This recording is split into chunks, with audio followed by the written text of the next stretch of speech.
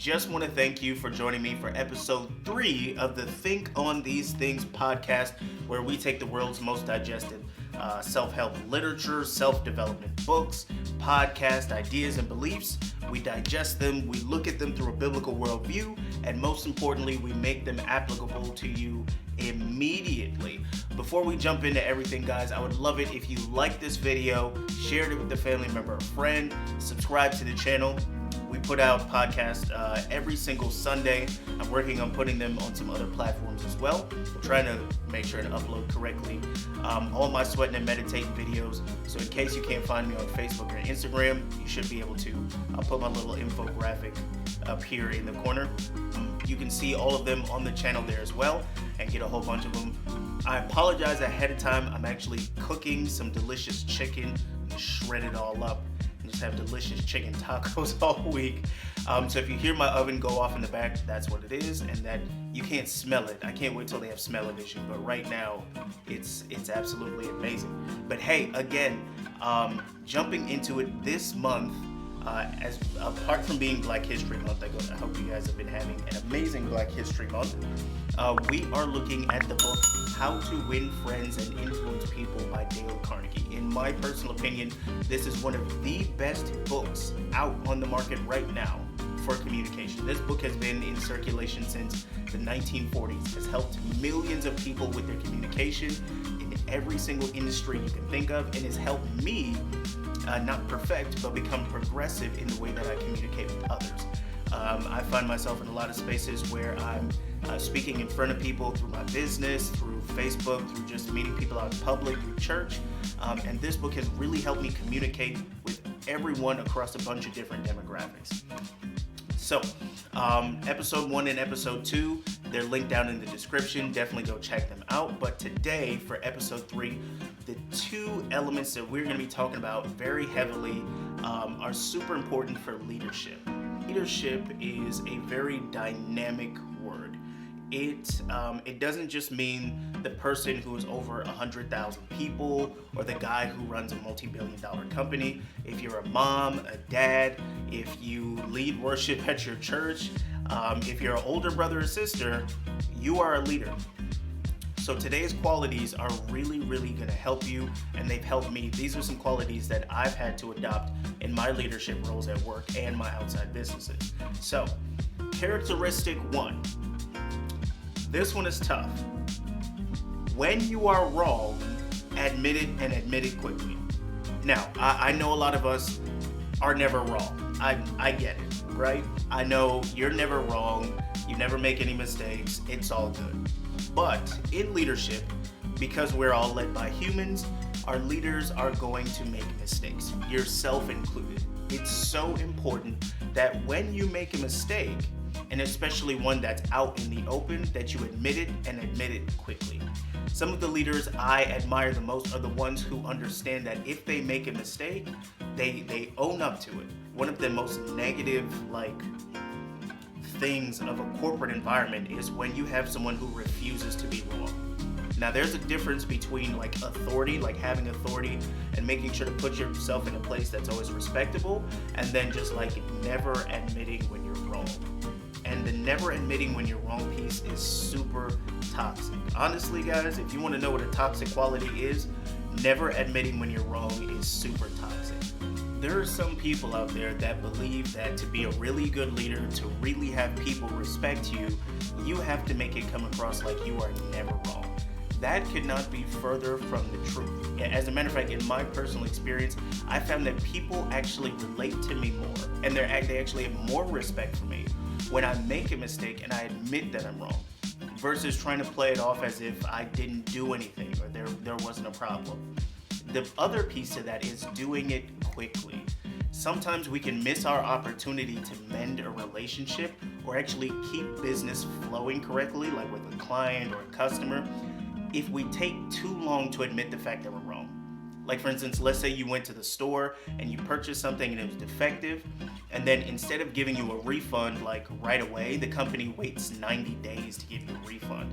It's oh, okay, great, but you knew that the product was defective when I brought it up to you. Why didn't you just give me my money back when I brought it to you the first day? Making sure that you admit shortcomings and then admitting it quickly is one of the best leadership qualities you can start to take action on now.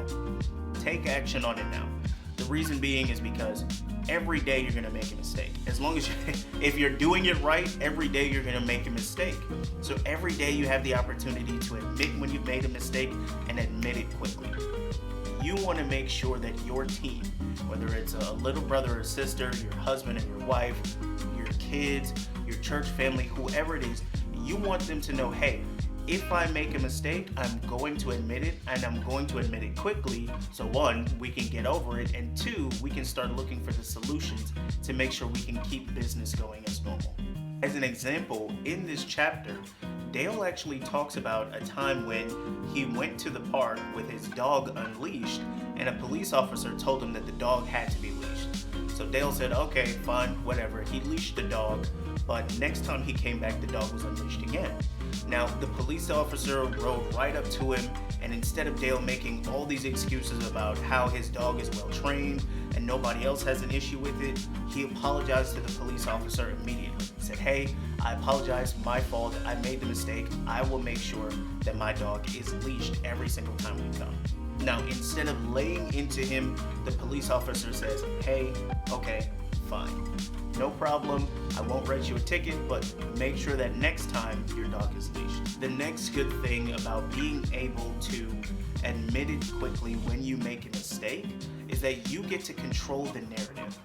When you admit what's going on quickly, you remove anyone from creating their own story about why you did what you did, or what intentions or what your motives were. It's funny, as people, we judge others based on their actions, but we judge ourselves based on our intentions.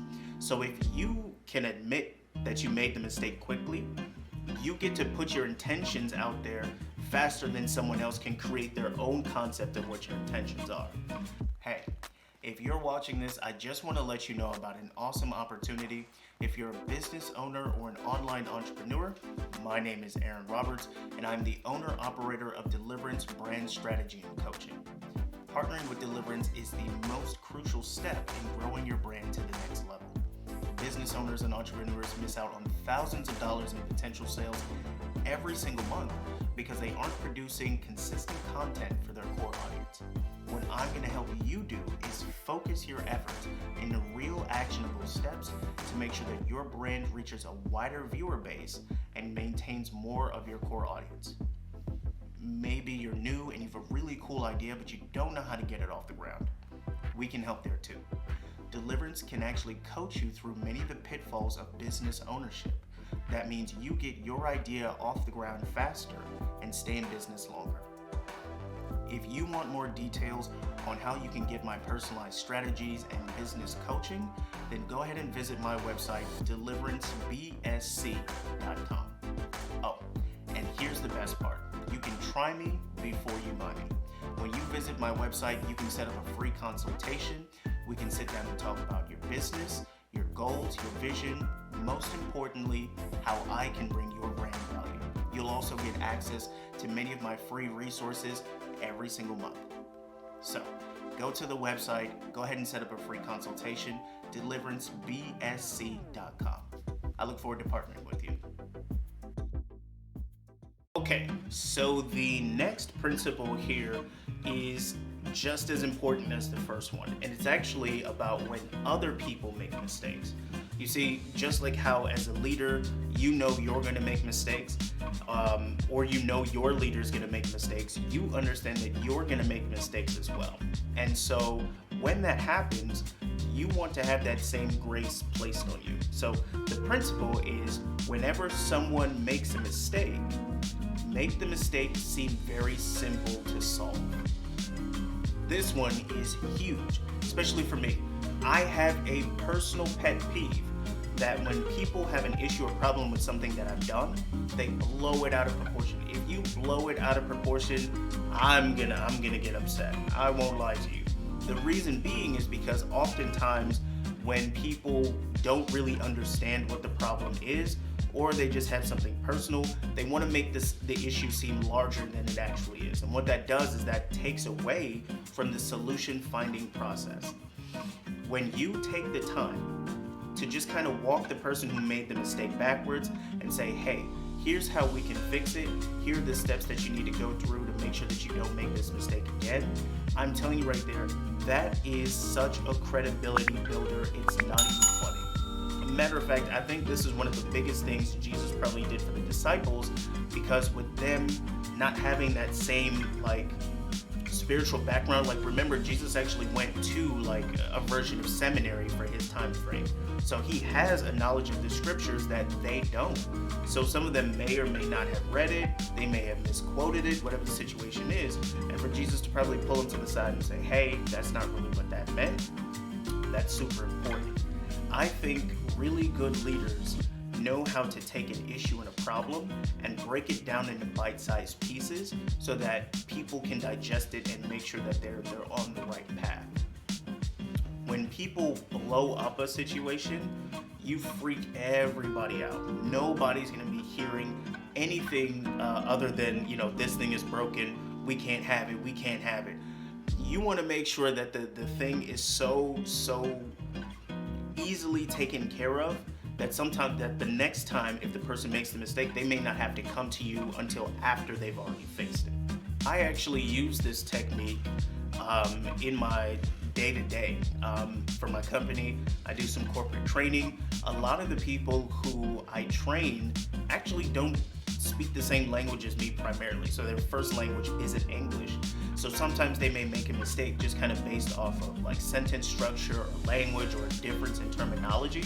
And I just kind of walk them backwards and say, hey, it's not that big a deal. Just, this is what it actually means. This is how you're supposed to operate in it. You're going to get it the next time. You want to make sure that after you correct them, you make sure and encourage them, because correction and encouragement can sometimes be separate. When really and truly, if they become married, it's actually much better for the person. So if I say, hey, this is the way you're supposed to fix this thing, but don't worry, you'll get it next time. I believe that you can do it. It changes the landscape completely, because now your thought process is, that person believes that I can actually make the difference. One of the things I love most about playing football, I had great coaches playing football. They weren't just about the aggression and the pure violence of the game. They wanted to see us grow as young men. So whenever we made a mistake, whether it was on or off the field, they would always say, hey, obviously you made this mistake. You never shy away from actually calling the mistake a mistake. If it was a mistake, you call it a mistake. But you make sure that the person understands there's a solution to every problem, and this is how they can fix it. And then once they fix it, or once they're on that path, you encourage them. People love to know that they're believed in, that they have someone behind them who wants to see them grow and just become the best thing that they possibly can. It's actually funny how much further you get with people when you start implementing, adding what I refer to, adding a drop of honey with the situation. Mistakes are going to come up, problems are going to arise, balls are going to be dropped, but when you add just a little bit of honey into the situation, no matter how tense or bitter it is, it's actually really interesting how much more credibility you build for yourself and how much more respect people have for you. That's so important when it comes to just communicating with other people with that transference of emotions. When there's a mutual respect for each other, it's actually a lot simpler. It's actually a lot more fun to communicate with people who you have respect for, and when you know someone is speaking to you with the same type of respect. Yeah, but again, this is just another set of ideas to really think on. How do we make sure that we subvert our egos enough to admit the mistake when it comes up? How do we make sure that we're not abusing our authority when we're talking to people about the mistakes that they made? I mean, all of these things are really interesting, and obviously they're immediately applicable, but how do you put them into practice immediately? That's what I want to know from you. How do you plan on putting all of these from the time we started to up to now? How do you plan on putting these characteristics, these traits, how do you plan on putting them to use in your day-to-day communications? before I let you go, again, I would love it if you liked, shared, and subscribed to the channel. Definitely leave me a comment there, send me an email. I want to hear from you guys exactly what you think about the content, about what you're thinking about on a regular day-to-day basis.